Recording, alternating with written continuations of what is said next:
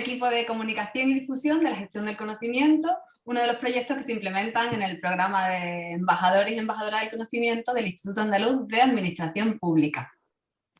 Hoy para nosotros es un reto y es un honor contar con un referente de la talla de Javier Martínez Aldanondo en nuestra misión de difundir precisamente la gestión del conocimiento. Muchas gracias, Javier, por estar aquí, por estar esta tarde con nosotros. Bueno, para ti sabemos que es de mañana en Chile. Y bueno, en este espacio de tertulia queremos salirnos un poco de los contenidos que sueles abordar en tus diversas intervenciones, y lo que nos apetece es mantener contigo un rato de charla y conversación. Perfecto. Pero antes de nada, vamos a contar un poco de tu biografía. Sabemos que eres sevillano de nacimiento, criado en San Sebastián y afincado hace muchos años en Chile. Para los que no te conozcan y quieran saber algo de tu perfil profesional, decir que eres consultor de distintas organizaciones, entre ellas la ONU, y que llevas más de 25 años asesorando a empresas e instituciones en España y Latinoamérica, para ayudar precisamente a potenciar la inteligencia colectiva de las organizaciones, desarrollando cultura de aprendizaje.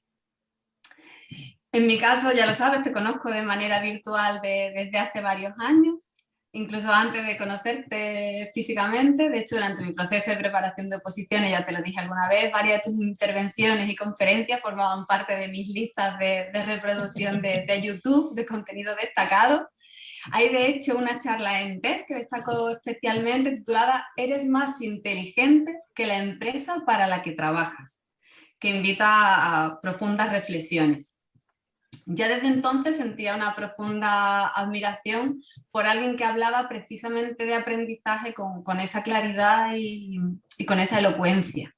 ¿Quién me iba a decir a mí que iba a tener la suerte, al cabo de los años, de conocerte en persona, incluso la oportunidad de participar contigo en procesos formativos como el que casi que acabamos de terminar? Ya tenerte a tiro de WhatsApp ni te cuento.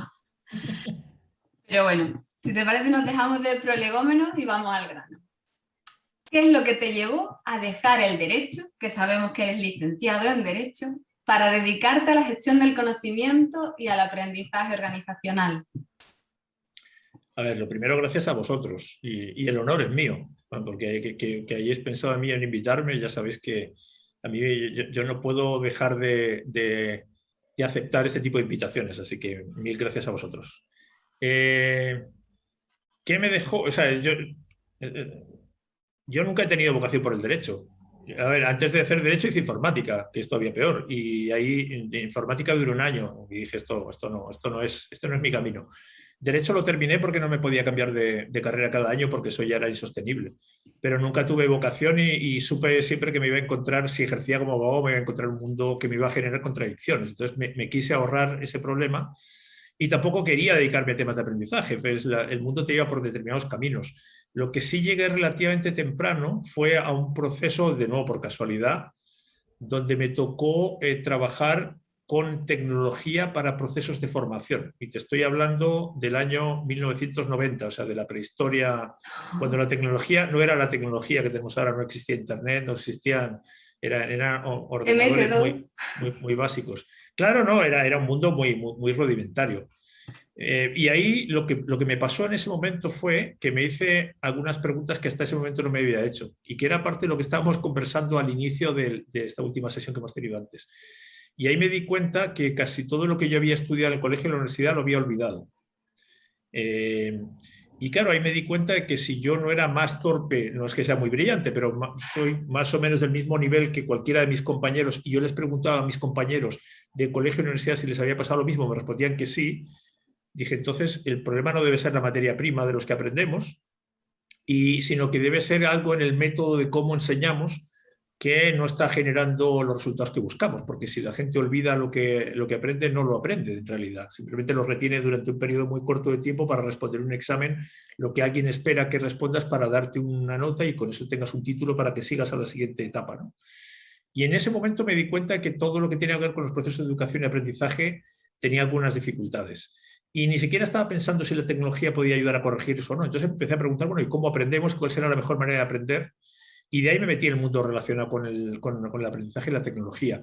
Casi siempre orientado a organizaciones, y durante mucho tiempo mi foco estuvo más en cómo aprendían los individuos. Y después, unos años después, me llegó la pregunta también de qué pasaba con las organizaciones. Por eso esa charla que decías, Bea, claro, yo me di cuenta de que los individuos sabían más o eran más potentes, más inteligentes que las organizaciones. Y no tenían sentido porque las organizaciones están llenas de individuos inteligentes.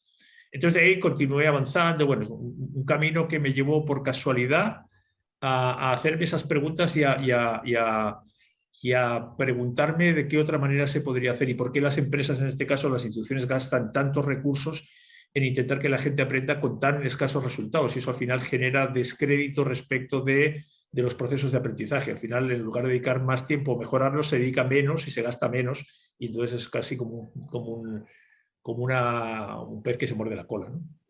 Eso. Bueno, de hecho vemos que formas parte de distintas organizaciones como Catenaria Chile, NOCO Chile, Knowledge Works. Buceando por la red también apareces en otras organizaciones como Neus, Talentus. ¿Qué diferencias y similitudes hay entre estas organizaciones? ¿En cuál de ellas sigues estando? ¿En qué otros sitios se te puede encontrar? A ver, bueno, esto es la única ventaja que tengo sobre casi todos los que estáis aquí, si no sobre todos, es que tengo más edad. Entonces he recorrido más caminos simplemente.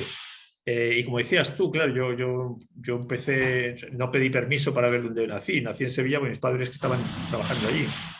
Y luego me fui al País Vasco, y luego me fui a Estados Unidos, y luego me fui a Barcelona, y luego me fui a México. He ido dando vueltas. Entonces, claro, uno va acumulando un currículum un poquito más largo simplemente por eso, por cuestión de tiempo. A ver, si yo tuviera que resumirlo, yo lo primero que hice fue crear una empresa. Yo nunca trabajé para nadie antes. Y eso tiene pros y contras, tiene riesgos y tiene ventajas y desventajas.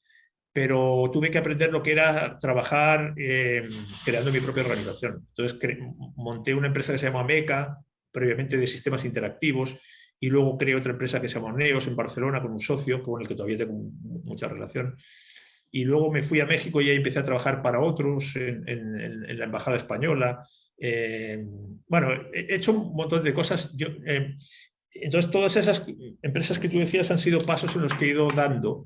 Actualmente soy socio de Knowledge Works, soy director de NOCO, que es una red de empresas consultoras a la que pertenece Knowledge Works. Me pasé muchos años en Catenaria y ya no pertenezco a Catenaria, aunque sigo vinculado de alguna manera. Y lo otro son organizaciones en las que he pertenecido, que yo te diría que en casi todos los casos mantengo o he mantenido vínculos bastante estrechos. O sea, casi nunca he cerrado un paso, o en muy pocos casos se han cerrado puertas, sino que esas puertas se han mantenido abiertas, aunque luego yo haya estado en otro lugar. Y bueno, esto al final lo que demuestra es que el mundo, lo decíamos antes, el mundo es colaborativo. Lo que tú sabes es muy poco comparado con lo que sabemos todos entre todos juntos. Entonces, mantener abiertas las conexiones y generar relaciones es un esfuerzo que merece la pena, porque siempre vas a aprender más rápido y mejor cuando te alimentas y alimentas a otros con el conocimiento.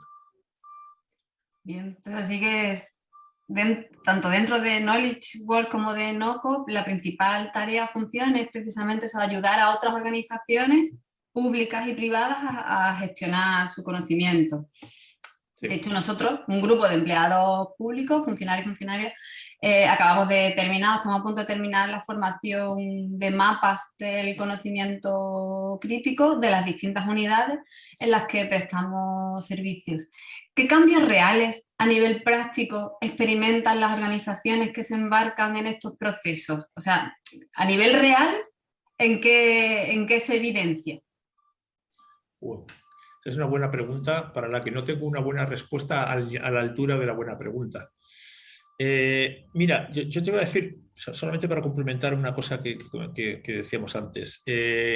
Efectivamente, yo ahora estoy vinculado en Knowledge Works y NOCO sobre todo, pero yo divido mi tiempo en tres facetas. Una que tiene que ver con proyectos, o se plasma en proyectos, que es esa actividad de ayudar a organizaciones a que sean conscientes del conocimiento que tienen, lo primero, y a que le saquen partido. Ahora, ese conocimiento, como veíamos antes en la parte final del curso, hay conocimiento existente y conocimiento futuro faltante. Hay cosas que sabemos y administramos, y hay cosas que nos damos cuenta que no sabemos y tenemos que incorporar, que eso nosotros también lo consideramos. Eso me consume una parte del tiempo. Otra parte me toca hacer cursos, talleres, seminarios, conferencias, que es una actividad en la que disfruto mucho, me lleva muchísimo tiempo prepararlo, la gente no se lo imagina, pero yo disfruto mucho preparándolo y luego impartiéndolo. Y la tercera actividad, que es casi que alimenta las otras dos, es que me dedico muchísimo tiempo a leer, escribir, pensar, conversar. Entonces, las tres cosas me consumen cada vez. Quiero que me consuma menos tiempo los proyectos porque ya llevo mucho tiempo y además porque tengo un equipo que yo creo que lo hace mejor que yo y quiero tratar de orientarme hacia las otras dos. Entonces, la pregunta de cuáles son los efectos, mira, te voy a decir una cosa que posiblemente juegue en contra mía, pero da lo mismo. Una de las cosas que nosotros hacemos en NOCO cada 2 o 3 años es hacemos una encuesta mundial del estado de la gestión de conocimiento. Y como somos una red que estamos en yo creo que estamos en unos 30 países, bueno, nos contesta un montón de gente. Entonces recogemos información de todo tipo de empresas, de todo tipo de industrias, grandes, pequeñas, públicas, privadas. Y una de las preguntas que venimos haciendo, y esta encuesta la hacemos cada 2 o 3 años para ir mirando si evolucionan las tendencias, qué cosas cambian. Y una de las preguntas que hacemos siempre es ¿cuánto tiempo os ha tomado desde que empezasteis con esto hasta que ya podéis considerar que gestionar el conocimiento ya es una actividad, es parte de los procesos, parte de los hábitos, de las rutinas? Y el promedio de tiempo es entre 10 y 12 años. Y evidentemente esto es una respuesta general y en muy pocos casos es lineal. O sea, hay muchas organizaciones que empiezan, paran, dar pasos atrás. En el caso de la administración pública, por ejemplo, hay un cambio de gobierno, hay un cambio de autoridades, hay un cambio de prioridades y hay proyectos que se paran, dan pasos para atrás, luego se retoman. O sea, nunca es lineal. ¿Pero qué quiere decir esto? Que son procesos de cambio, porque lo menos difícil al implementar una estrategia de gestión de conocimiento es implementar la metodología. Lo hemos visto ahora cuando estamos haciendo los mapas. La metodología para hacer un mapa no es rocket science, no hace falta ser experto y ni hacer un máster de un doctorado en Harvard. La metodología es relativamente simple y los componentes para implementarla no son muy complejos.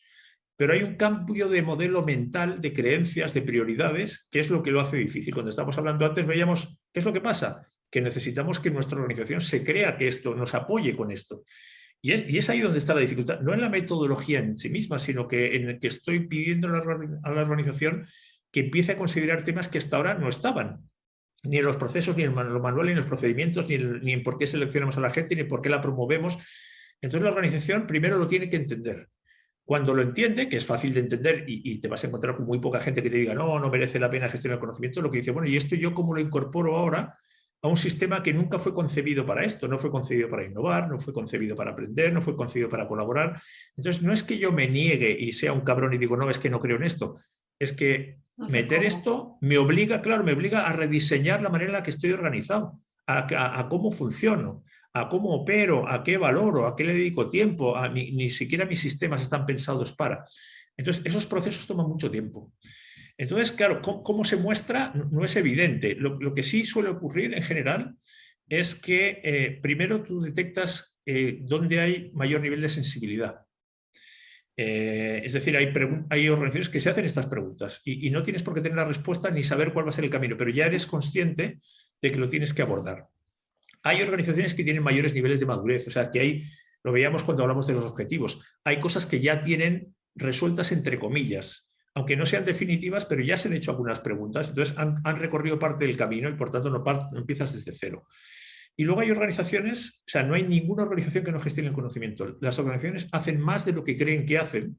Lo que ocurre es que no lo tienen identificado, no lo tienen sistematizado, no lo tienen regularizado. Ocurre en algunos sitios, en otros no. Ocurre en algunos equipos de una manera más o menos artesana, con los recursos que tienen, cuando da tiempo, con las personas que quieren participar.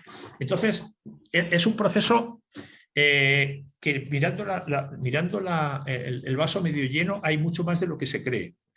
Pero eso, convertir esos procesos puntuales en algo que funcione en régimen es el gran desafío. Entonces yo te diría que aquellos lugares donde tú ves señales de interés, de preocupación, es el punto donde empezar, porque estas cosas, si tú tienes que convencer a alguien para que lo haga, no va a resultar nunca. Yo no creo en convencer a las personas de nada.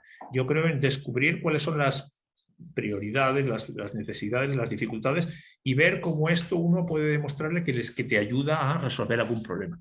Y en la relación con el cumplimiento de los objetivos de las organizaciones, en esas encuestas se recoge algo parecido, es decir, ¿han mejorado los objetivos de la organización desde que se gestiona el conocimiento, desde que se sistematizan los procesos de transferencia, en fin. Mira, yo te diría que, de nuevo, la parte más sencilla siempre en gestión de conocimiento, o en cualquier elemento, y no solamente de gestión, y más cuando hablas de intangibles, porque el conocimiento, no podemos olvidar nunca que el conocimiento es un intangible. Ya definir el conocimiento es complejo, lo hemos visto. Cuando hemos tenido que hacer el ejercicio de identificar el conocimiento con nombres y apellidos, nos damos cuenta que lo podemos tener claro mentalmente, pero que expresarlo se vuelve todo un desafío. Entonces, estamos trabajando con intangibles. Y los intangibles, por definición, son distintos. Y hacer que los intangibles se adapten a las reglas del mundo físico y tangible, yo creo que es un pecado.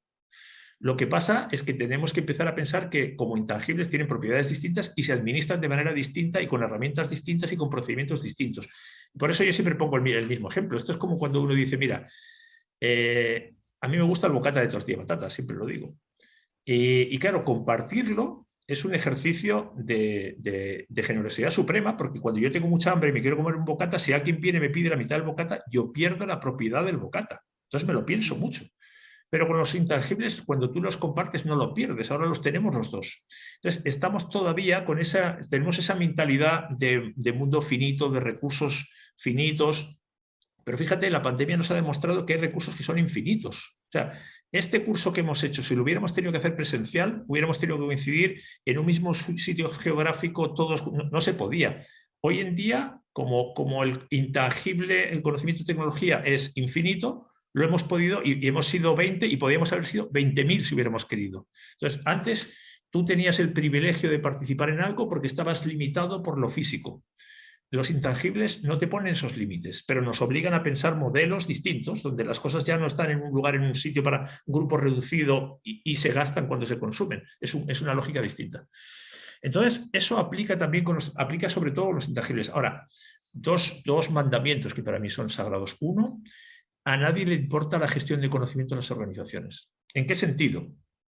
En que la gestión del conocimiento no es un fin, es un medio para lograr un fin. Por eso, de nuevo, volvemos a los objetivos. ¿Qué quiero conseguir? Tengo ciudadanos, usuarios a los que tengo que atender prestándose un servicio que les va a resolver un problema.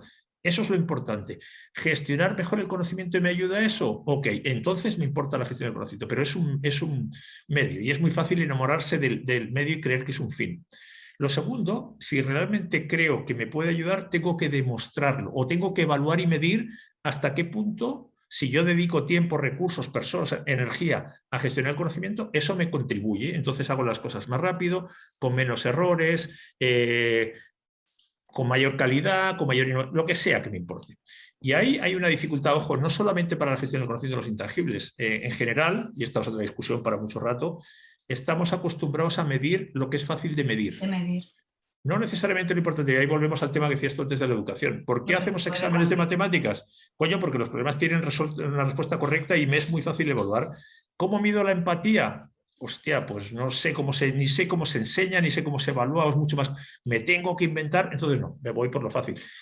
Entonces, con esto pasa lo mismo, que en muchos casos podemos evaluar la actividad, pero evaluar los resultados de la actividad, lo hemos visto antes también, no es a corto plazo. Hay muchas variables que influyen.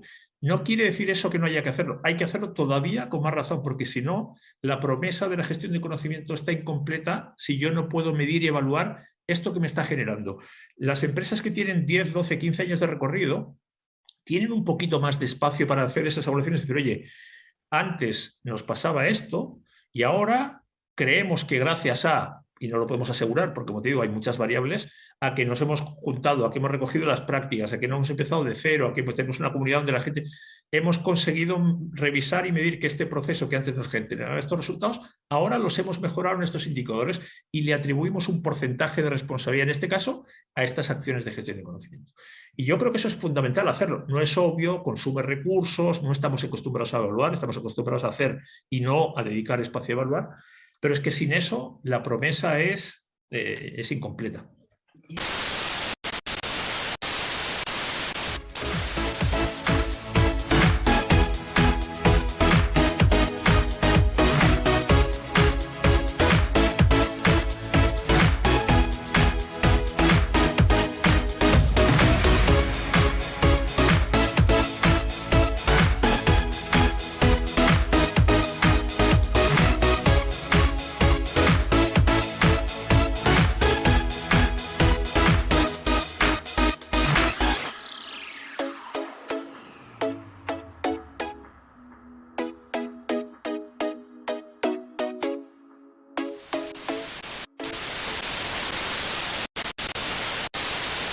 vamos a pedirte que te mojes un poquito. Y es, si dependiera de ti la implementación de la gestión del conocimiento a nivel de toda la organización en la que estamos, es decir, la Junta de Andalucía, ¿cómo lo harías? Que hemos estado en un curso, hemos estado de distintos sitios haciendo nuestros mapas individuales y eso tendrá un impacto, que digo yo que sí, que bueno, algo bueno hará, pero quizás de otra manera el impacto podría ser mayor. ¿Cuál es, en tu opinión, esa otra manera? ¿Cuál podría ser? A ver, si yo tuviera una respuesta de hacerlo, sería soberbio y mentiroso, además. ¿Por qué? ¿Por qué te lo digo? Porque todo lo que nosotros hacemos siempre, que no quiere decir que sea lo que hay que hacer, pero siempre que trabajamos con una organización, lo primero que hacemos es, hay que analizar cuál es el estado en el que está esa organización. Uno desde fuera no tiene ni idea de lo que pasa ahí dentro y no la va a tener por mucho tiempo que se pase. Los que realmente tienen idea de lo que pasa son los que están dentro. Entonces, por eso nosotros siempre hacemos, y yo sé que con eso hay que ser muy cuidadoso, pero porque estamos un poquito aburridos de hacer diagnósticos y assessment, pero en temas de conocimiento de aprendizaje que no son temas evidentes, uno se tiene que hacer algunas preguntas. Entonces, generalmente, antes de que tú le puedas decir o recomendar o proponer un plan, tú tienes que haber hecho un análisis lo más detallado posible de en qué situación estamos. Y hoy en día, y como decíamos antes, la Junta no empieza desde cero, ni mucho menos. Entonces, uno lo que hace siempre es decir, ok, si le sacamos la foto a la Junta en mayo o en junio de 2021, ¿qué foto vamos a recoger? Y en esa foto, también depende de lo que estés buscando siempre, tú defines, mira, la Junta en estos elementos, que son parte de cómo hacemos nosotros el diagnóstico, esto es lo que tiene hoy en día. Y así funciona. Y hay cosas que funcionan bien, otras regular, otras que no funcionan.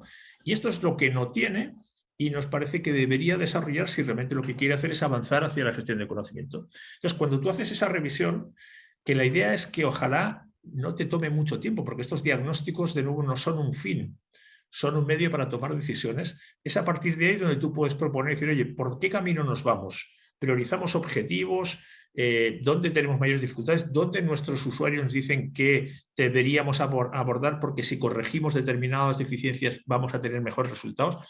Entonces, en realidad, cada organización responde a una historia, tiene unas prioridades, tiene una cultura que no es evidente, hay cosas que ya se hacen, hay cosas que son complejas. Entonces, yo creo que uno tiene que hacer esa lectura para decir a partir de aquí y consensuar con las organizaciones. Esto es como el médico no te puede venir con una receta antes de haber hablado contigo y decir, oye, a ver, pero tú qué es lo que quieres, ¿a qué estás dispuesto? ¿Cuánto estás dispuesto a involucrarte? ¿Qué objetivos eres hacer? Ok, entonces tracemos un camino, ¿te parece? Y te acompaño en ese camino. Lo estábamos diciendo antes al final del curso. Lo complejo es acompañar en la implementación del mapa. Si hacer el mapa no es tan complicado. Entonces yo creo que la respuesta tiene que ir por ahí, tiene que ver hasta dónde quiere llegar la Junta y de dónde partimos. Y a partir de ahí tracemos un camino que estemos seguros que lo podemos recorrer. Donde, para mí, menos es siempre más. O sea, hay que hacer cosas simples, pero ser rigurosos en la ejecución de esas cosas simples. Muchas gracias. Yo tengo ahí una pregunta en el tintero, la dejamos para más adelante, que seguro que viene a cuento. ¿Perdón? Que yo tengo una pregunta más en el tintero que la Ah, rescato después.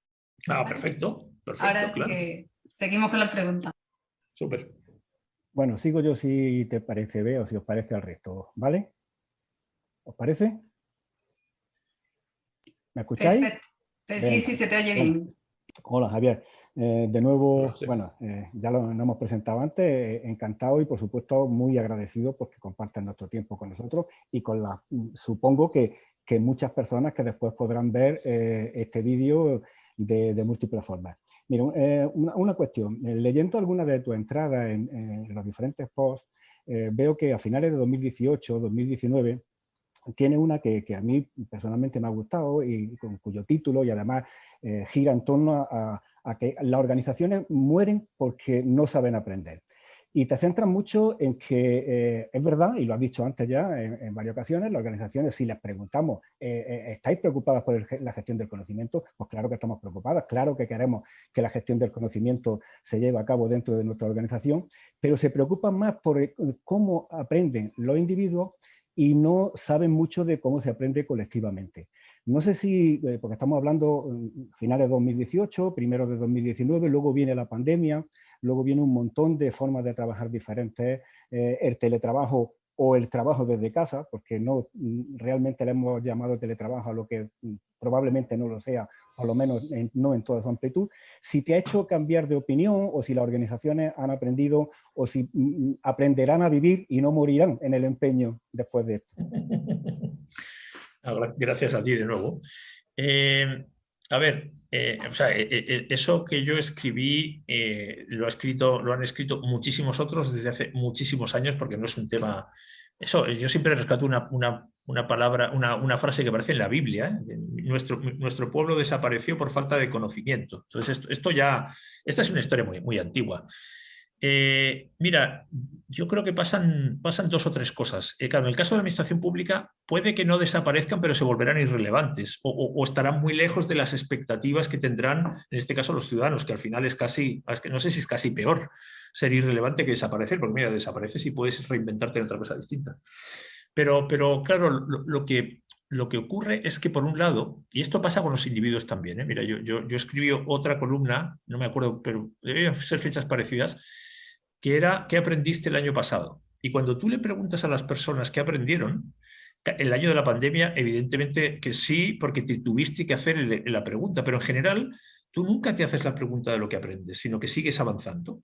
Entonces, cuando tú le preguntas, la gente, yo lo he hecho, yo es que durante mucho tiempo las conferencias las empezaba preguntándole a la gente qué habían aprendido el año pasado, y todo el mundo se queda mirando así y no podía, le costaba.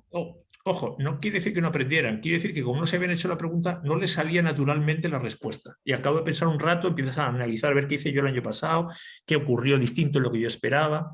Entonces, por un lado, hay un tema de ejercer la consciencia. Y es que justamente para saber lo que estás aprendiendo, te lo tienes que preguntar y en función de lo que te respondes, puedes tomar decisiones y gestionar ese aprendizaje de manera consciente. Fíjate que si eso los seres humanos en general no lo hacemos, los individuos, imagínate tú las organizaciones. Las organizaciones no tienen por diseño en sus procesos instancias o rutinas de reflexión colectiva para preguntarse. Como mucho hacen algunos ejercicios de planificación que no son colectivas, sino que son círculos relativamente reducidos, que lo que hacen es hacer ejercicios para planificar y luego lo transmiten, lo comunican al resto y el resto tiene que acatar y ejecutar.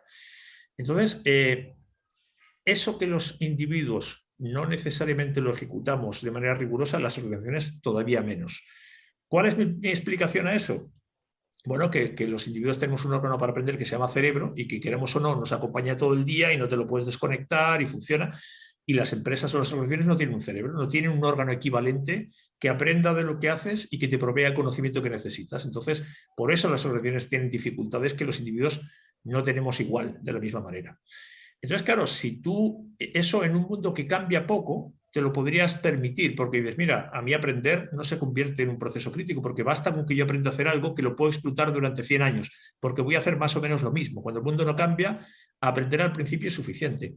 Pero cuando las cosas van cambiando cada vez más rápido, tu conocimiento caduca cada vez más rápido también. Entonces, lo que sabes hoy no necesariamente es lo que necesito para atender a mis usuarios mañana que me vienen con requerimientos distintos. Entonces, me doy cuenta que tengo que aprender al mismo tiempo que ejecuto o que entrego los servicios. Y cuando tú te vas a mirar dónde aparece el aprendizaje en la organización dentro de los procesos, no aparece. Lo único que te vas a encontrar, y lo decía yo creo que antes Bea, te vas a encontrar con un área de formación que tiene una oferta de cursos y ese es el mecanismo que utilizamos para que se aprenda dentro de la organización. Pero de nuevo, ese aprendizaje está dirigido sobre todo al individuo. Cuando tú vas a hacer un curso, uno hace un curso de Excel, el otro hace un curso de gestión de proyectos, el otro hace un curso de liderazgo y aprende el individuo. Pero no hay instancias, no hay rutinas donde los individuos coinciden para aprender y transferir y compartir conocimiento entre ellos. Entonces, para no enrollarme mucho más, si tu cerebro aprende cuando conecta neuronas. Cada neurona por separado no sirve para nada. Sirve cuando se van conectando. En una organización pasa lo mismo. Una organización aprende cuando los individuos se conectan. Si cada uno hace sus cosas por separado, la organización no aprende, aprende cada individuo. Entonces, cuando no se pasan la pelota entre ellos, no tiene muchas posibilidades de ganar. Y cuando uno mira los procesos se da cuenta que los procesos no reconocen esos espacios de intercambio, de transferencia, de aprendizaje, de reflexión, sino que reconocen procesos para operar, para ejecutar. Lo hablamos antes en el curso. Los reinos de taifas, cada uno está en lo suyo, no sabe muy bien lo que hacen los de al lado, se los encuentra por casualidad. Entonces, justamente para mí el desafío es que no te basta con tener individuos inteligentes, necesitas generar colectivos inteligentes y no siempre la suma de individuos inteligentes genera colectivos inteligentes. De hecho, a veces cuanto más inteligentes son los individuos, menos capacidad tienen de colaborar entre sí. O sea, a veces incluso hasta contraproducente. Y para mí la pandemia no ha hecho sino demostrar eso todavía de manera más clara. Yo lo que he visto es que de un año y medio a esta parte, cada vez hay más organizaciones dándose cuenta que el desafío de la pandemia ha sido, el COVID ha llegado y ha dicho, mira, os guste o no os guste, vuestro desafío es aprender. Aprender a trabajar de manera distinta, lo estabas diciendo tú antes, a teletrabajar. De un día para otro dijo, oye, mira, no vino a preguntar, dijo, mañana se trabaja de una manera distinta. No, es que no se puede. Las pelotas que no se puede. Vais a ver cómo se puede. Y se puede, y siempre se pudo. Entonces, esto de nuevo nos demuestra que en las organizaciones pasa lo que los líderes quieren que pase. Y no pasa lo que los líderes no consideran que es importante que pase. Y de nuevo, no es capricho, si cada uno tiene sus prioridades. Hoy la columna que estoy escribiendo para esta noche se llama Liderazgo sin líderes. Yo no creo en los líderes. Para mí esto es un cuento chino. Lo que sí que creo es el liderazgo. Y no creo en el liderazgo de líderes. Yo creo en el liderazgo distribuido, rotatorio, de todos. Pero como no es así, las organizaciones son verticales, en la parte de arriba de la pirámide están los líderes y está el poder. Entonces, ¿qué es lo que pasa? Lo que queremos que pase. Entonces, si los que están arriba no consideran el aprendizaje, no consideran el conocimiento, no consideran la colaboración, no va a pasar. Y de nuevo, no es maldad. Cada uno presta atención a las cosas que ve, que entiende, que le interesan. Yo lo que he visto es que la pandemia ha hecho eso todavía más evidente y que las organizaciones se han dado cuenta que tenían que aprender y adaptarse y lo han hecho como han podido. Bueno, ¿qué sacamos de aquí? No lo hagamos como podamos, definamos un proceso para que esto sea regular, no esperemos a que llegue una pandemia para aprender, definamos el aprendizaje como parte de los procesos. Vaya rollo que os he metido, ¿eh? Sí, no, está bien, era la pregunta.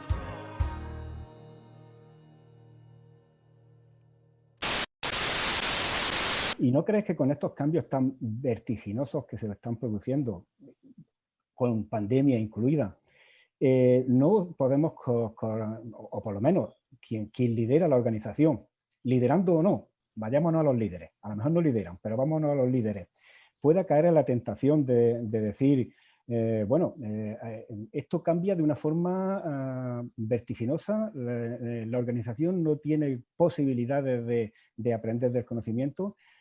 ¿Caeremos en un futuro en manos de la inteligencia artificial? Caeremos, depende de nosotros. Porque, a ver, hay una cosa que se nos suele olvidar. ¿Qué es lo que va a pasar? Ni Dios lo sabe. O sea, lo que yo diga vale tanto como lo que diga cualquiera, evidentemente. Pero hay cosas que se nos olvidan, yo creo. Mira, cuando Kasparov perdió contra Deep Blue, que fue la primera vez que una máquina ganaba a un campeón del mundo de ajedrez y que desde entonces nunca más una persona ha podido, un gran maestro ha podido ganar a un robot, todo el mundo se echó las manos a la cabeza. Kasparov no perdió contra una máquina, Kasparov perdió contra un equipo de ingenieros que diseñaron una máquina. Entonces, al principio y al final del proceso siempre están las personas. Y durante un buen rato va a ser así, yo creo. Entonces, durante muchos años, durante muchos siglos, hemos estado acostumbrados a que las máquinas hagan el trabajo sucio físico que nosotros no queríamos hacer. Antes tú, para hacer un hoyo, tenías que cavar o para hacer un agujero. Ahora ya no te lo planteas. Para construir un edificio había que hacerlo a base de sangre, sudor y lágrimas de esclavos. Hoy en día hay máquinas, hay grúas. O sea, todo lo que hemos podido hacer ha sido porque hemos desarrollado tecnología que iba más allá de nuestra fortaleza física. Para ver cosas que no puedo ver, hay televisión. Para escuchar cosas que no puedo escuchar, hay teléfonos. etcétera, etcétera. Y estábamos cómodos porque sustituía trabajo físico. Y claro, cuando de repente amenazan con nuestro trabajo mental, es ahí cuando nos ponemos nerviosos. Y no deja de ser lo mismo, simplemente están sustituyendo tareas que hasta ahora parecía que estaban reservadas a nosotros. Yo creo, de nuevo, que todo esto depende de si uno concibe que llegó al mundo para trabajar, y entonces se asusta, o si uno piensa, oye, pero ¿por qué trabajamos? La única manera de vivir es trabajando. ¿Y qué pasaría si yo lo que sí sé, y eso fue el artículo anterior, es que para vivir necesito comer? Eso seguro. Y respirar, pero para respirar no necesito nada, porque está en el oxígeno, entonces tengo que comer. ¿Y qué pasa si yo consigo y aseguro la subsistencia básica a todo el mundo? Que muchas de las competencias, muchas de las guerras que tenemos por la propiedad privada de las cosas que creemos que no alcanza para todos, y es mentira, solo que están mal distribuidas, quizás bajaríamos el nivel de tensión, de competencia, de individualismo. Entonces, hay muchos replanteamientos que nos podemos hacer si consideramos que el conocimiento que antes era un bien escaso o las cosas que estaban reservadas a determinadas personas, ahora resulta que son universales y disfrutables por todos. Y eso nos permite llegar a un mundo distinto, donde podrían trabajar las máquinas para hacer lo que yo no quiero hacer. Y yo me puedo dedicar a hacer otra serie de cosas que las máquinas todavía no pueden hacer, todavía, porque las harán, pero que resulta mucho más creativo. Y hay cosas que yo no quiero hacer. Ahora, el problema es hacer esa transición de manera abrupta. O sea, en Estados Unidos, 3,5 millones de personas que hoy en día conducen se van a quedar sin empleo. ¿Es eso buena o mala noticia? Joder, si eres chofer es mala noticia. Pero claro, si yo lo que hago es anticiparme a eso y decir, bueno, lo que tengo que preocuparme entonces no es de enseñarle, de entregar a las personas conocimientos y habilidades para que puedan hacer otras cosas distintas. Pero la pregunta para mí es distinta. ¿Por qué coño quieres hacer algo tú que podría hacer una máquina? Si una máquina puede conducir, coño, que conduzca, y tú te puedes dedicar a hacer otras cosas o a no hacer nada, o a pensar, o a crear, me da lo mismo. Entonces, para mí, de nuevo, el desafío es si seguimos pensando en los mismos términos hasta ahora del mundo físico, de las cosas finitas, de las cosas que están a disposición solamente de algunos, no de todos, entonces eso nos lleva por un camino complicado. Si empezamos a pensar que hoy en día el conocimiento está disponible, es universal, compartirlo no tiene costo, podemos resolver montones de problemas, entonces empezamos a mirar las cosas de manera distinta. Existe, decidamos cómo aplicarlo, decimos qué hay que hacer para que todo el mundo cuente con esas habilidades, con esos conocimientos, y preocupémonos, por ejemplo, de que la educación no sea elitista para algunos, esté disponible para todos, todo el mundo puede aprender, todo el mundo puede tener conocimientos, desarrollemos máquinas que trabajen, que construyan otras máquinas a sí mismos y disfrutemos de la vida. Muy bien, gracias. No sé, ¿quién? ¿Juanma? Venga. Bueno, pues si queréis continúo yo. Yo te voy a plantear un par de preguntas de tu forma de comunicarte, porque la verdad que me llama mucho la atención y me gusta. Justamente me llama la atención cómo en el curso de mapa de conocimiento crítico, en las charlas TED, pues tus exposiciones se desarrollan un poco a modo de relato audiovisual de ritmo frenético. Cuando muchas veces estamos acostumbrados a que las imágenes hagan todo lo contrario, que ralenticen el relato o que simplemente sirvan como elemento de distensión. Pero en tu caso, crea un ritmo que engancha. Entonces mi pregunta es, ¿qué persona o formato te han influenciado o inspirado a la hora de comunicarte? Mil gracias, te agradezco. O sea, si te sirven esas exposiciones, es el mejor cumplido que me puedes hacer. Mira, la verdad, yo siempre me guío, es bastante poco científico, ¿eh? Yo me guío porque es lo que me gusta a mí cuando yo escucho a alguien. Yo soy de los que cuando me toca ir a un evento me quedo siempre a ver a todo el mundo porque yo sé que de todo el mundo se puede aprender y me gusta, además que lo disfruto. Y ese carácter obsesivo tiene muchos problemas porque la lista de cosas que tengo para leer y para ver es infinita y cada vez es mayor, no menor. Entonces yo siempre me guío porque es lo que me gusta a mí y a mí me gusta justamente y porque yo siempre he sido bastante, yo diría que rebelde. Entonces todas las cosas académicas, formales, me aburren y además porque me parece que es un ejercicio muchas veces como de arrogancia, soberbia, cuando yo creo que estas cosas realmente lo que hay que hacer, si crees en ellas, yo creo, porque mi problema es que yo creo en esto, entonces yo me dedico a esto porque de verdad me lo creo y lo disfruto y me apasiona, entonces para mí responder a vuestros ejercicios un domingo no es trabajo, está mal que lo diga porque eso perpetúa de nuevo pero lo hago porque realmente me apasiona. Entonces yo creo que esto hay que hablarlo en el lenguaje en el que la gente lo entienda. Y además es que se puede y se debe hacer así, yo creo. Y por eso yo siempre me gusta utilizar los ejemplos cotidianos que todo el mundo ve en la tele, en los periódicos, porque es la única manera, porque esto es mucho menos complejo de lo que queremos hacer. Que uno lo podría sofisticar, esto es muy sencillo. Y hay que hacerlo sencillo, porque si no, nunca lo vamos a aplicar. Entonces, no es que haya sido un modelo, yo siempre me baso en qué cosas me gustan a mí, en qué lenguaje estamos sometidos. Si tú hoy en día, cualquier persona tiene montones de estímulos que buscan tu atención y estamos en un mundo visual, gráfico, es multisensorial, no tiene sentido que nuestro proceso educativo haya sido estar en una clase escuchando a un tipo hablar. O sea, eso es restrictivo, es limitante. Entonces yo creo que hoy en día, y hace mucho tiempo que tenemos miles de elementos, lo que yo siempre pienso es cuál será la mejor manera de que la persona que va se lleve algo distinto de cuando llegó. Yo siempre pienso en eso, pienso, si no puedo, la atención es un recurso demasiado valioso como para malgastarlo. Entonces siempre, que no quiere decir que lo cumpla, lo que me pregunto es de qué manera, si yo quiero que se lleven ojalá algunas preguntas, algunas dudas, algunas ideas distintas, cuál será el mejor mecanismo para provocarle eso. Y que ojalá se vayan diciendo, oye, yo después de esto escuché cosas que no había escuchado o que me hacen pensar en cosas que quizás no había pensado antes.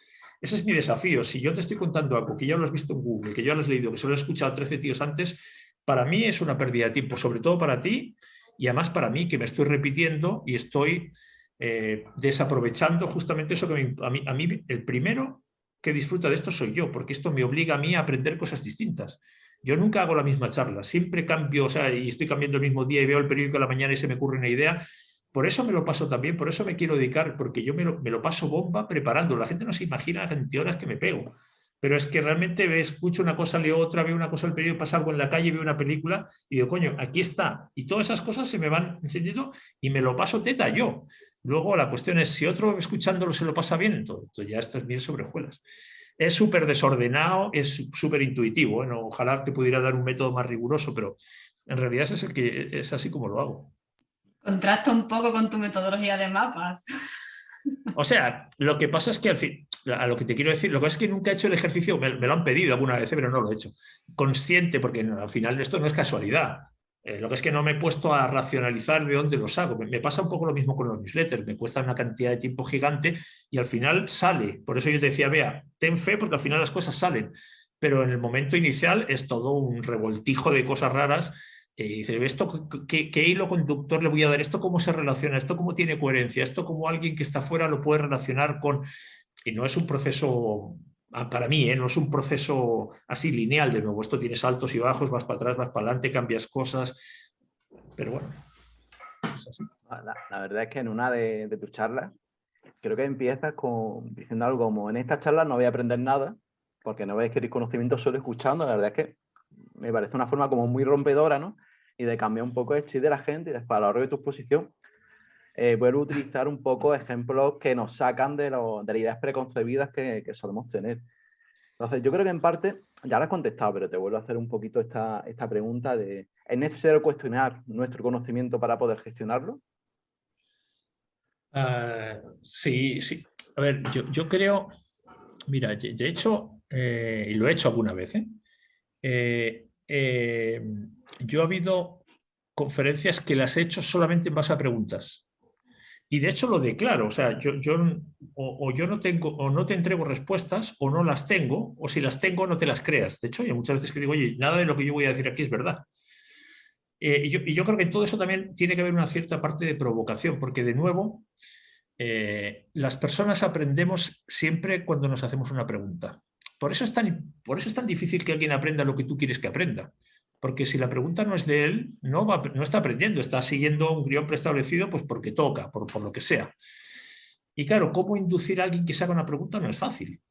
Porque, de nuevo, tu pregunta no es la misma que la pregunta del otro. Pero todo el mundo se está haciendo preguntas. Otra cosa es cómo las hace y a qué le presta atención. Por eso siempre es muy interesante escuchar a la gente, porque cuando la gente habla, te da pistas sobre lo que le preocupa. Y cuando te da pistas sobre lo que le preocupa, tú le puedes acompañarlo por un proceso para que se cuestione por qué piensa eso, por qué eso le preocupa, de dónde saca eso y si no habrá otras alternativas. Y yo creo que es justamente esa mirada crítica la que nos hace cuestionarnos si eso que siempre hemos dado por supuesto es y debe seguir siendo así, y a veces es que sí y a veces es que no. Y por eso, ayer me enviaron un manual de aprendizaje organizacional que yo he contribuido a hacer con otra gente, y yo les decía, oye, yo creo que aquí hay que subirle el pelo, como se dice, o darle mucha más importancia a un proceso que para mí es crítico, que es el de la reflexión. Y es que el proceso de reflexión es el proceso de pararte a pensar y a preguntarte. Y ojo, ese proceso puede ser individual, pero para mí no alcanza con que sea individual. Tiene que ser individual y colectivo. Cuando tú juntas a un grupo de personas a pensar en común, y primero ellos han hecho el ejercicio de pensar individualmente y luego ponen en común, ahí empiezan a pasar cosas mágicas. Pero solo es en ese punto, y cuando eso lo diseñas y esto ocurre, y estos son espacios que están planificados y son sagrados para aprender y para pensar y para cuestionarnos y sin tener miedo a preguntarnos, ahí empiezan a pasar cosas. Si no lo haces, lo decíamos antes, la inercia del día a día te mata, no te deja esos espacios. Ya no quiero pensar si está pensado así para que directamente no tengamos espacios, pero es que tienes que hacer esa parada, tienes que parar el freno y decir, oye, no, a ver, ¿por qué? ¿Me ha funcionado? No, podría hacerlo de manera distinta, ¿qué he aprendido? Y si estoy no considerando esto otro. Entonces, para mí eso es sagrado, porque solamente las respuestas surgen de las preguntas. Y entonces es más importante hacerse buenas preguntas que tener buenas respuestas. Las respuestas hoy sirven, mañana serán otras. Y por eso para mí la clave es hacerse preguntas. No estamos educados para preguntarnos, estamos educados para responder preguntas que no son nuestras. Que es muy interesante. Ahí ha salido un poco el tema de la conexión, ¿no? Y el establecimiento de redes, ¿no? De estar todos conectados. ¿Hasta qué punto es importante lo que es la comunicación y la difusión? Que un poco también el proyecto que estamos desarrollando nosotros dentro de embajadores en la gestión del conocimiento. O sea, mira, no hay conocimiento que no sea fruto de la colaboración y no hay colaboración que de alguna manera no incluya compartir conocimiento. Y vuelvo a la metáfora, yo sé que es, porque esto da para un buen rato, pero si cada uno, si los seres humanos no necesitamos a nadie más para funcionar, uno necesitaría comunicación. Pero de hecho el lenguaje se establece porque es una herramienta para facilitar la colaboración y la comunicación y la supervivencia al final. Y el principal o uno de los principales mecanismos de compartir conocimiento son las conversaciones. O sea, lo que estamos teniendo ahora es un proceso de pensar colectivamente y se da porque estamos comunicados y ni siquiera tenemos que estar físicamente presentes de nuevo. Lo presencial tiene cosas favorables y lo virtual tiene cosas favorables. Y como no tenemos por qué hacer una cosa u otra, excepto si estás confinado, lo que yo espero que saquemos de esto es combinemos lo mejor de los dos mundos. Y aquí la clave de nuevo está en cuál es el interés común que tenemos a partir del cual estamos interesados en preguntarnos, en escucharnos, en indagar, en compartir lo que sabemos, intercambiar experiencias. Si tú destruyes esta comunicación y cada uno de nosotros funciona por separado, cada uno avanzará, aprenderá, pero nos estaremos perdiendo esta oportunidad de incrementar nuestro conocimiento como colectivo y la organización de beneficiarse de estos espacios. ¿Qué es lo que ocurre? Que generalmente, como los seres humanos somos sociables, tenemos tendencia a esto. Aunque sea para entretenernos, para contarnos chismes, para contarnos chistes, da lo mismo, es un espacio de intercambio. ¿Qué es lo que pasa si tú esto lo intencionas? Es decir, no lo dejas a la casualidad de que nos caemos bien, nos hemos encontrado en un curso, sino que decimos, no, es que igual que hay procesos para facturar, hay procesos para conversar, hay procesos para reflexionar, hay procesos para preguntar, hay procesos para documentar lo que sabemos. Y esto es parte del trabajo. ¿Por qué? Porque en ese proceso de intercambio colectivo gana la organización, porque lo que yo sé ahora, otros lo pueden aplicar y lo hacen disponible mañana. Y lo que yo podía saber de mapas, ahora hay 20 personas más en la Junta que lo podrían hacer. Entonces ya no es un conocimiento mío, es un conocimiento de otros 20, es un conocimiento de la Junta. Entonces, si tú destruyes la comunicación, y voy a hacer un pequeño paréntesis pero corto, esto es lo mismo que pasa. Para mí hay dos conductas críticas para que ocurra la colaboración en una relación. Uno se llama curiosidad. ¿Y la curiosidad qué es? Es el interés por aprender, por hacerte preguntas. Y la otra conducta complementaria es la generosidad, que es el interés por responder, por compartir lo que yo tengo. Cuando tú juntas curiosos que se preguntan con generosos que se responden, se produce en la colaboración. Y ese cordón umbilical que nos une, por ahí lo que circula es conocimiento. Tú me haces una pregunta, asumiendo que yo supiera, y yo te comparto lo que sé. Y por ese vínculo que se establece, circula conocimiento. Y mañana será al revés. Entonces, cuando yo genero esa red, lo que aseguro es generar la infraestructura para que circule el conocimiento. Ahora, eso todavía depende de los individuos. Si Bea o tú no me queréis preguntar, pues no pasa mucho. Y si yo no quiero responder, no pasa mucho tampoco. Entonces, lo que hay que preguntarse es, si las personas que no son egoístas por naturaleza, ¿qué tenemos que hacer para que estén dispuestas a preguntar lo que les interesa, lo que no saben, y otros a compartir lo que sí saben y pueden poner a disposición de los demás? Y es ahí entonces donde empieza a ocurrir. Entonces, generar esos espacios, esas rutinas para que exista la comunicación, es la única manera de asegurarte de que cada neurona no circula por su lado, sino que esas neuronas forman parte de una red donde circula conocimiento. La verdad es que lo que has comentado de la curiosidad y la generosidad, pues me recuerda a un podcast que escribimos en el blog de gestión del conocimiento sobre la conversación, sobre Hitchcock y Truffaut y las conversaciones que tuvieron en torno al cine, ¿no? A lo mejor como uno hacía de aprendiz, ¿no? Y otro de maestro, y la verdad que dio un resultado impresionante. Pero no queremos hablar de nuestros posts, nos gustan más los tuyos, tus artículos, tus newsletters. No. Sabemos que tienes cientos de ellas, porque ya son muchísimos años hablando de la gestión del conocimiento, del aprendizaje. Y no te voy a pedir que nos recomiendes uno, porque seguramente, bueno, de los que hemos leído, recomendables son todos. Pero sí nos gustaría saber, ¿no?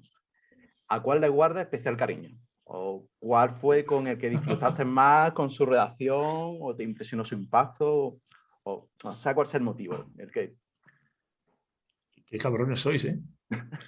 Porque esto es, ¿a qué hijo quieres más? Es la típica pregunta que uno siempre dice. La verdad es que ya empiezo a perder la memoria. Muchas veces me los encuentro por ahí y digo, coño, yo escribí esto, es que ni me acuerdo. Yo te diría, a ver, cada uno ha sido un ejercicio que me ha tomado, que como digo siempre, posiblemente el más beneficiado soy yo, porque uno, por un lado, me obliga a ser disciplinado. Segundo, me obliga a investigar. O sea, yo trato de no escribir de aquello de lo que no tengo ni idea, para empezar, ¿eh? Porque todo el mundo tiene una opinión, pero las opiniones dan un poco lo mismo. Trato de escribir sobre algo de lo que alguna posición tengo, pero de la que yo sé que además quiero y me interesa seguir aprendiendo. Y yo te diría que básicamente sobre lo que he tratado de pronunciarme ha sido sobre temas de educación en general, y yo no me puedo, o sea, yo no puedo creer que sé lo que sabe un profesor que está metido en un aula 8 horas al día. Yo también hago clase, todos los que estamos aquí hemos sido alumnos y sabemos lo que pasa en una sala de clases, es decir, no es un mundo desconocido, pero tampoco me posiciono como un experto en educación con un doctorado, no, pero tengo experiencia y tengo una posición.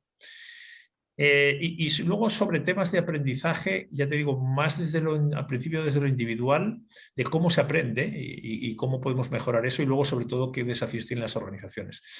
Yo te diría que quizás últimamente los que más...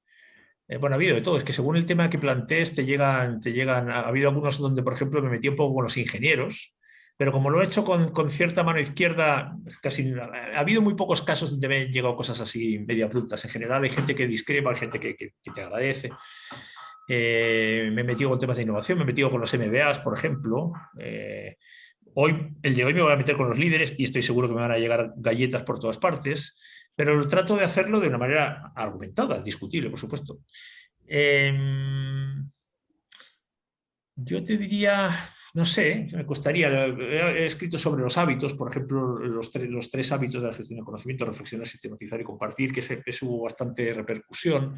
Sobre temas de cultura de aprendizaje, sobre el músculo de aprender, el de aprender del futuro, que escribí hace 2 o 3 meses también, como parece que es una contradicción y en medio de una pandemia da la sensación como que es una cosa contraintuitiva. Bueno, como te cuesta, te voy a preguntar, ¿estás de acuerdo con todo lo que has escrito a lo largo de los años?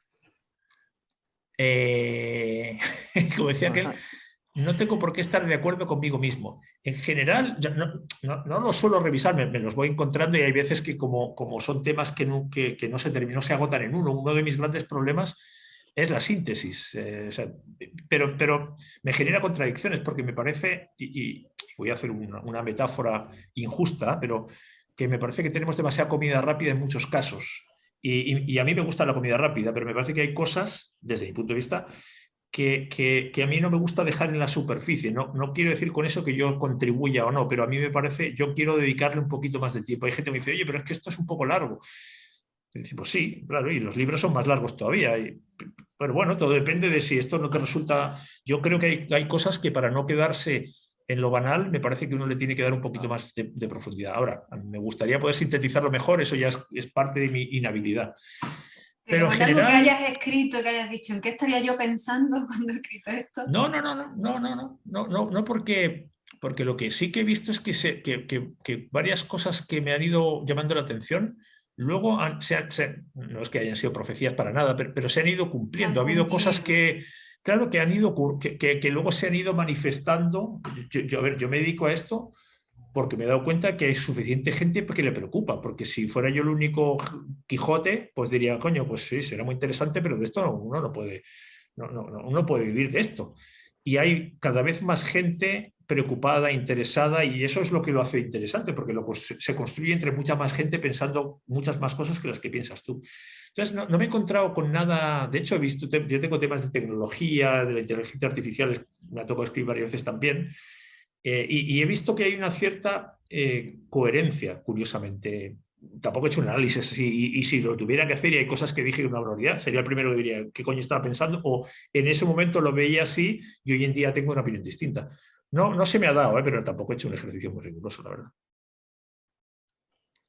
Pues creo que estamos todos impacientes por leer ese nuevo artículo sobre líderes. Pues la verdad es que tu reflexión me parece, estoy bastante de acuerdo por lo poquito que has dicho y la verdad es que tengo muchas ganas de leerlo. Yo por mi parte no te quiero acaparar más y yo sé que ahí tenemos también compañeros que quieren hacerte más preguntitas. No sé si José María tenía una por ahí. Sí, yo me pregunto a mí mismo, la gestión del conocimiento yo creo que influye bastante en la toma de decisiones de las empresas y yo sé por tu parte, Javier, que eres una persona que tiene interiorizado el análisis de lo que aprende y lleva una costumbre de gestión del conocimiento propio.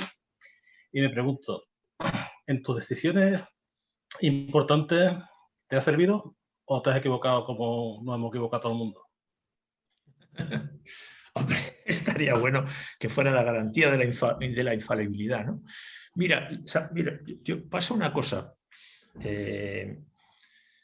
Yo te diría que yo distingo tres tipos de conocimiento, digámoslo así. El primero es cuando tú sabes lo que necesitas y entonces la gestión de conocimiento te da lo mismo, porque como yo ya sé hacer tortilla de patatas, como han dicho que tú eres un maestro, de hecho, José María, pues qué coño me importa a mí el conocimiento de tortilla de patatas. Que salga Arguiñano, hombre, siempre podría aprender algo, pero generalmente, y es uno de los riesgos del conocimiento, cuanto más sabes, menos te crees que tienes que aprender y menos humilde te vuelves, entonces descartas. Y eso pasa. Y ojo, eso es razonable, porque si yo ya tengo resuelto lo que necesito, ¿para qué voy a dedicar recursos, energías, tiempo a cosas que ya domino? Entonces, en ese mundo la gestión del conocimiento no importa.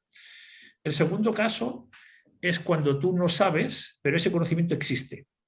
Entonces ahí lo que hace es decir, bueno, ¿y esto de quién sabrá? ¿De quién tenemos que aprender? Si uno dijera, en el caso de la pandemia, por ejemplo, sabíamos de mascarillas, sabíamos de respiradores artificiales, sabíamos de confinamiento, de distanciamiento social. Entonces, ese conocimiento estaba. No lo teníamos nosotros, pero estaba en algún lugar. No había que inventarlo.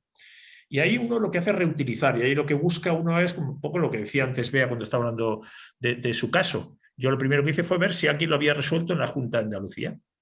Entonces, el conocimiento está en algún lado. Entonces, aunque sea nuevo para mí, no es nuevo para la humanidad. Y ahí lo que hay que hacer es aprenderlo de alguien.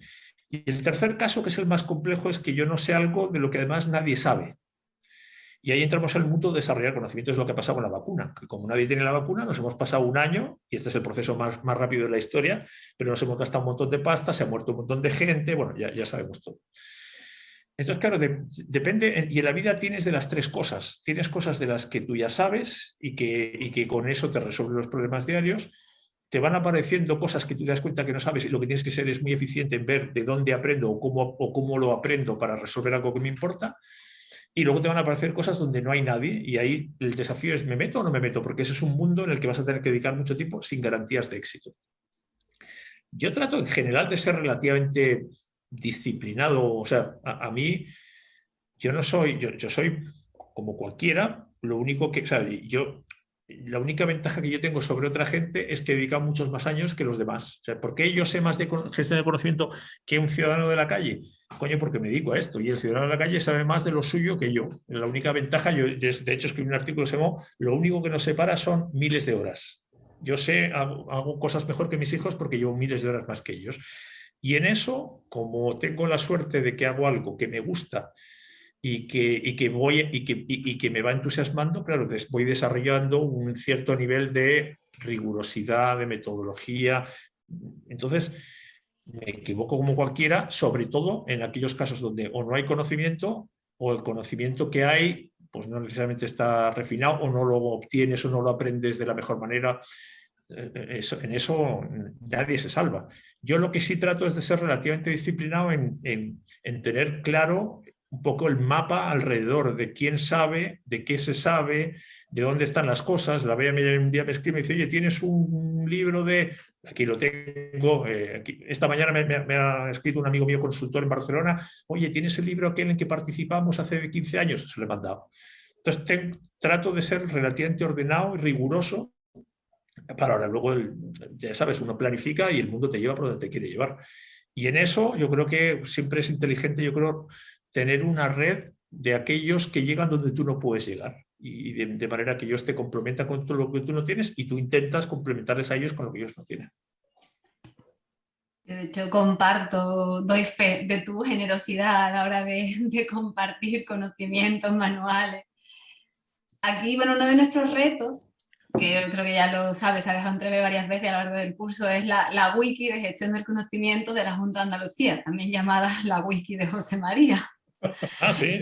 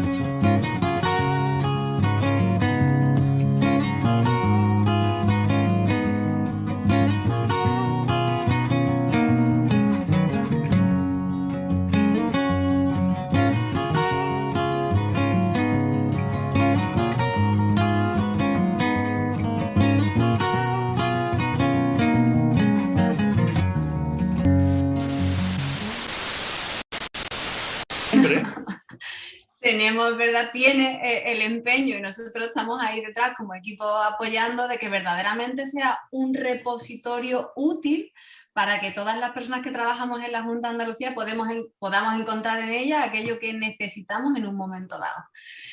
De hecho, la semana pasada nos enseñaste la wiki que teníais vosotros, no sé si era en Noco, en Knowledge Work, donde fuera. Pero había una wiki que era un repositorio completo, era atractivo, teníais procesos, teníais datos de contacto, teníais metodología de formaciones, en fin, que dijimos, puede ser atractiva, se puede hacer y sirve. Dándole vueltas a eso, no sé si te imaginas, si la inteligencia artificial puede tener que ver o no, pero te imaginas un chatbot ahí que pregunte a quien acceda a ese tipo de wiki y que le guíe para encontrar lo que necesita. ¿Puede ir por ahí la inteligencia artificial en estos momentos? O sea, lo que uno se imagina es infinito. Y de hecho, yo siempre cuento, y yo me imagino que en algún lugar también lo escribí, es que yo siempre digo que cuando tú preguntas en un curso, y de hecho lo hicimos en el de mapas, cuando tú no sabes algo, qué es lo que haces, siempre aparecen dos alternativas. O le preguntas a alguien o le preguntas a algo. Claro, para preguntarle a alguien tienes que saber a quién preguntar. Y además, ese alguien a quien tú le preguntas te tiene que querer responder. Y luego ese preguntarle algo, que generalmente es preguntarle a Google, eso exige que en Google haya alguien que ha sacado lo que sabe de su cabeza y lo haya estructurado y armado para que cuando tú le preguntas, Google te responda. Ahora, yo también escribo un artículo que se llama Google es estúpido. ¿Y en qué sentido? En que Google no sabe quién eres tú, ni por qué estás buscando, ni para qué quieres lo que quieres. Entonces, cuando tú le preguntas a Google, lo que te dice es, mira, tengo 150.000 entradas de esto que tú buscas, buena suerte, ponte a buscar. Y hace un muy buen ejercicio, pero es incompleto. Ahora, ¿qué es lo que uno se imagina? Bueno, uno se imagina que tú ni siquiera le tengas que preguntar a Google.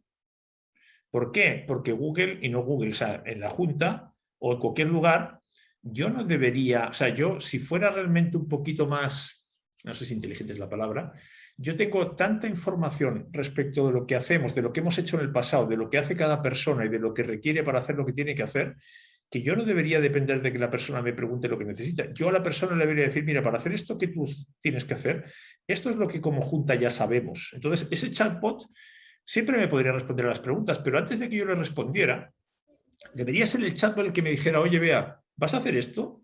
¿Sabes? ¿Quieres tener aquí el procedimiento sobre cómo se hace esto? ¿Quieres saber qué problemas hemos tenido cuando hemos hecho esto antes? ¿Quieres saber cómo los hemos resuelto? ¿Quieres saber quién sabe esto mismo, quién hace esto mismo que tú en el resto de las delegaciones? Porque esa información existe. No es que haya que crearla, eso está. Pero nadie se ha preocupado de recogerla, agruparla y ponerla a disposición de cada uno de nosotros. Entonces, eso es lo que yo me imagino. No me imagino cada uno haciendo el esfuerzo de ir a buscar. Yo no quiero buscar. Yo lo que quiero es encontrar. Y de hecho yo no quiero encontrar. Yo quiero que la información me encuentre a mí cuando la necesito, el momento que la necesito. Entonces, si yo estoy haciendo algo, yo espero un sistema lo suficientemente inteligente para que me diga, oye, vas a hacer esto, te lo doy pero rellenado. Aquí están los principales, te lo voy corrigiendo. Entonces, esa inteligencia debiera tender a hacer el trabajo por nosotros. Por eso, al final, yo debería estar en una hamaca diciendo, hay algo trabajando por mí, haciendo el trabajo por mí. Porque yo no quiero trabajar. Yo lo que quiero es leer, aprender, conversar, y si quiero conducir y agarrar el coche y conducir, pero si no, que me lleve, porque yo no quiero ir pendiente, yo lo que quiero es ir leyendo o hablando con el de al lado o escuchando música o durmiendo. Entonces, eso está lejos y cerca. Lejos en cuanto a que todavía hay muchos elementos de tecnología que las máquinas no entienden de contexto, o sea, muchos, y hay gente que sabe eso. Pero mucho de lo también existe porque la información está, lo que pasa es que está disgregada. En el momento que tú le empiezas a agrupar, a todo eso le empiezas a dar sentido, le empiezas a facilitar la vida de la gente. Entonces, eso es lo que yo me imagino. Estamos lejos y cerca, pero menos lejos en algunos aspectos de lo que nos creemos. Bueno, nosotros de momento, José María, equipo, nos conformamos con que la gente vaya completando sus procedimientos, que se pongan de manifiesto esa curiosidad por una parte y esa generosidad por la otra en la wiki. Ahora, claro, lo que ocurre es que la gente en general es curiosa, o sea, todo el mundo siempre se hace preguntas sobre lo que le corresponde. Lo que pasa es que muchas veces no tiene dónde encontrar esas respuestas y se desanima. Entonces, si yo me voy a ir a meter a un sitio que muchas veces no sé que existe, que cuando existe voy a buscar y no encuentro, que cuando encuentro está desactualizado, o que cuando está actualizado me cuesta mucho aplicarlo, en general son tantas las dificultades que al final la gente se desanima y dice, me olvido, me lo resuelvo como yo pueda. Entonces, por eso, antes lo hablamos en el curso, hay que pensar tanto en, no los elementos que tengo, en de qué manera los ordeno para que cuando una persona llega, ya si hemos conseguido traerla, que ya es un desafío, encuentre inmediatamente la respuesta a la pregunta que está haciendo, porque si no, se nos va a ir. Se nos va a ir y son tantos los estímulos que es muy difícil recuperarlo.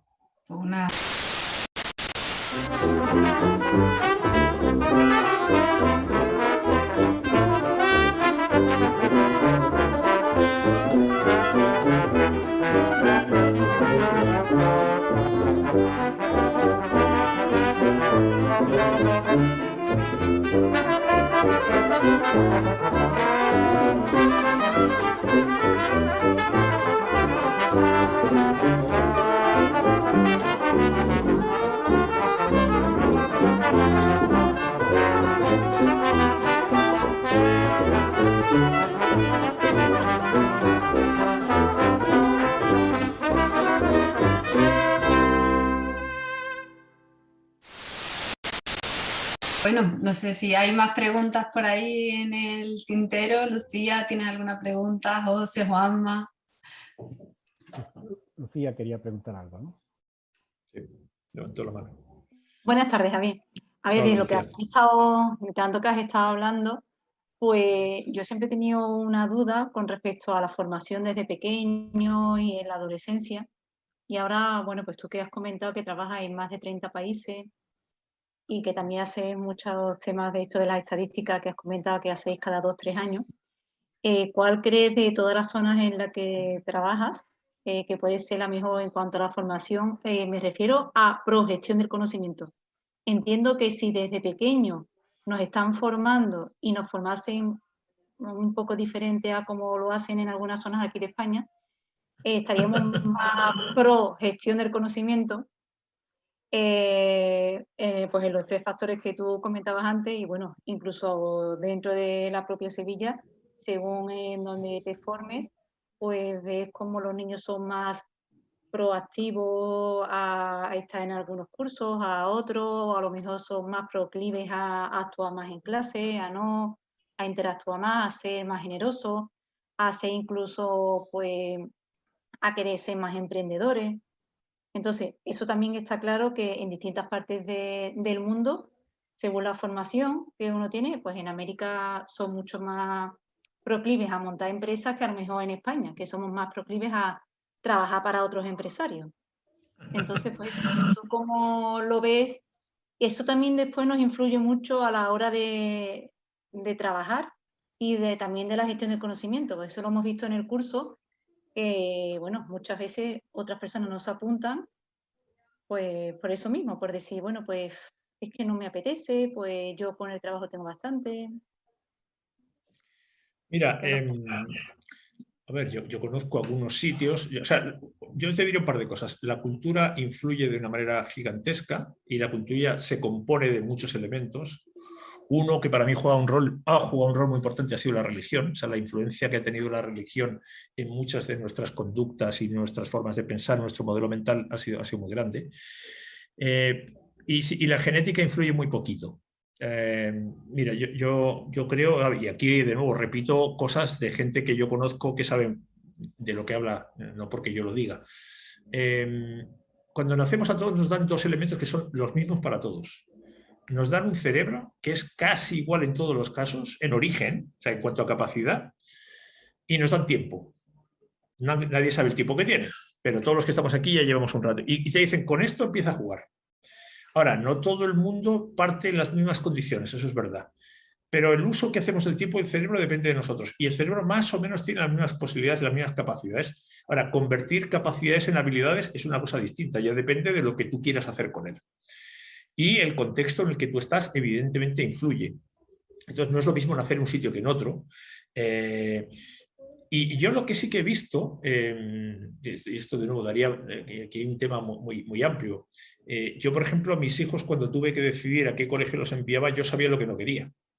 Y al final me decanté, tenía 2 dudas, o sea, tenía 2 alternativas de educación alternativa, o Waldorf o Montessori. Y al final me fui por Montessori, porque no querían, me importaban poco las notas, me importaba poco la educación. Esa era mi forma de verlo. Y claro, las personas todas, yo no conozco ningún niño que no sea curioso. Y no conozco ningún niño que se sienta encima de la cama y dice, coño, no voy a aprender. Me siento y me quedo todo. No, los niños aprenden a caminar no porque tú se lo dices. Y aprenden experimentando y no se desaniman, se equivocan y no se frustran. Y no les haces exámenes, no necesitan un profesor. Entonces, todos los seres humanos nacen con el instinto y la capacidad de aprender. No todas las expresan porque hay un contexto que te influye en la familia, pero también en el país, etcétera, etcétera.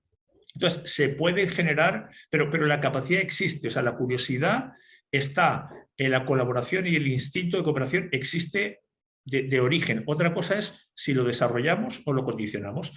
Venimos de una civilización que ha sido, lo decíamos antes, vertical, jerárquica, autoritaria, el poder concentrado en pocas manos. Entonces, desembarazarnos de eso y las organizaciones que tenemos responden a esa lógica. O sea, yo me acuerdo, yo soy de los que tuvo que hacer la mili y me lo pasé muy bien además porque hice una mili muy particular, pero hay gente que me decía, no, es que el ejército, sí, el ejército, ¿tú te crees que es muy diferente un ejército de una empresa? No es tan diferente, o sea, no puedes hacer lo que te dé la gana, no te preguntan por... No, también hay jerarquía, también hay verticalidad, también hay roles marcados. Entonces, esa historia hoy en día la estamos empezando a cuestionar y por eso llegan organizaciones ágiles, planas, donde el poder está distribuido, autónomas, descentralizadas, pero eso es una transición que estamos haciendo recientemente de una historia que no ha sido así. Lo que yo sí que veo es que hay organizaciones que son más proclives a eso, que tiene que ver con que más personas tienen ese concepto de transparencia, yo te diría que de respeto, de empatía, de asignar responsabilidades entre todos, de que aprender sea parte, de humildad. O sea, hay varios rasgos de coherencia que se van dando, pero siguen siendo excepciones. Lo que yo sí he visto es que hay industrias más proclives y donde la gestión de conocimiento, por ejemplo, aprendió antes. Y no por buena voluntad, sino porque yo creo que en esos casos las inversiones eran tan grandes que necesitaban tomar decisiones para rentabilizar lo que tenían. Entonces, la industria del petróleo, los militares, por ejemplo, la mayor parte de los descubrimientos tecnológicos tienen su origen en la industria militar. Entonces, yo te diría, y para mí hay países que culturalmente, posiblemente por menos influencia de la religión o por una serie de valores, han sido capaces de creer en una educación y en un modo de convivencia. Al final, educar es convivir, mucho más transparentes, mucho más abiertos, mucho más flexibles. Yo no sé si te podría responder por países, porque en cada lugar pasan cosas distintas. Sí hay algunas tendencias, pero yo creo, lo he visto más por industrias, pero ya sobre todo luego la casuística en la misma industria te puedes encontrar una organización súper abierta, donde el error se toma como una oportunidad de aprender, donde nadie tiene miedo de hablar, donde hay espacios.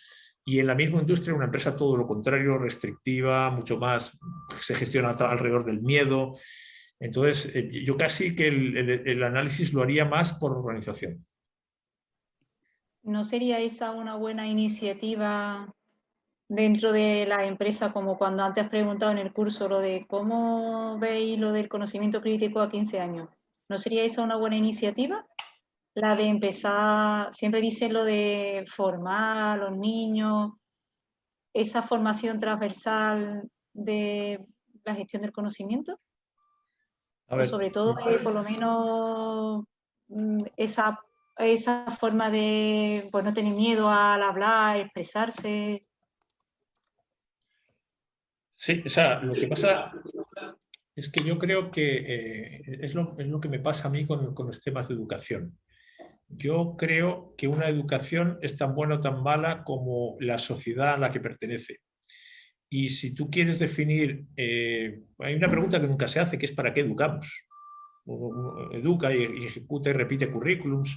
Y el para qué educamos tiene que responder a cuáles son las prioridades que tenemos como sociedad. O sea, cuál es nuestro objetivo, qué queremos ser, en qué creemos, cuáles son los valores. Queremos ser, lo decíais antes, queremos ser respetuosos con el medio ambiente, queremos ser un lugar porque tenemos recursos de acogida, queremos ser un lugar competitivo, queremos ser los líderes tecnológicos. Esa definición es la que luego te dice, ok, y para ser eso, ¿qué tenemos que aprender? ¿Y qué sistema educativo? O sea, esto es, de nuevo, si tomamos el ejemplo del fútbol, según cómo queramos jugar, yo necesitaré determinado tipo de jugadores y necesitaré entrenar y educar ese tipo de valores. Entonces, justamente yo creo que primero lo que necesitamos hacer es consensuar, que no es fácil, y tener el plan de para dónde queremos ir. Y eso se construye entre todos. Y es un ejercicio jodidísimo, porque si lo haces entre 5 es fácil. Si quieres sumar a una comunidad autónoma a decir, oye, ¿para dónde queremos? Tienes que escuchar a todos, tienes que conciliar y al final te tienes que decantar. No puedes hacerlo todo. O yo no lo haría todo. Yo diría, bueno, ¿cuáles son las principales tendencias? En general, luego va a haber millones de casos particulares. Bueno, y para allá, ¿cuáles son las reglas? Competimos, colaboramos, individualismo, consumo, no tengo preocupación de los demás, una renta colectiva para todos, que sálvese quien pueda, no tengo idea. Y todas esas decisiones influyen al final en los mecanismos de convivencia, en los mecanismos de educación, bueno, en todo. Yo creo que el desafío va por ahí. Y mientras no lo haces, vas perpetuando la rutina previa, entonces al final cada uno sigue haciendo lo de siempre y se preocupa de su metro cuadrado de estar a salvo. Es un ejercicio complicado, yo lo reconozco, pero es que me parece que sin eso no tienes un sistema educativo que responda a un plan en particular. Es la repetición de lo que siempre se ha hecho. Gracias. Bueno, pues no sé, muchísimas gracias, Javier, por Dios. No sé si alguien más quiere hacer una pregunta, vamos cerrando ya, que yo creo que desde las 4:30 que te tenemos ahí sentado, yo creo Estamos que ya está bien, ¿no? Estamos encantados, pero yo creo que efectivamente hemos sacado mucha información, sería abusar también de su tiempo. No, oye, mi problema es que me están llamando para meterme en otra reunión que tengo con un cliente por un proyecto y si no, pero si no, para mí yo me puedo estar aquí, ya lo veis, me puedo estar toda la vida. Así que yo lo sufro más por vosotros que no por mí. Ha sido un verdadero placer, Javier. Al contrario. Muchas gracias, Javier. Eres una persona muy generosa Muchas gracias. y yo estoy encantado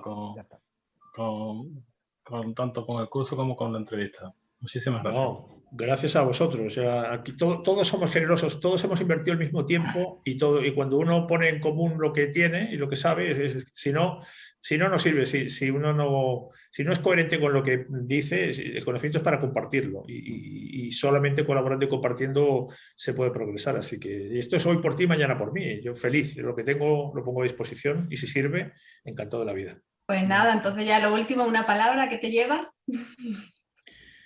Una palabra que me llevo, yo diría esperanza.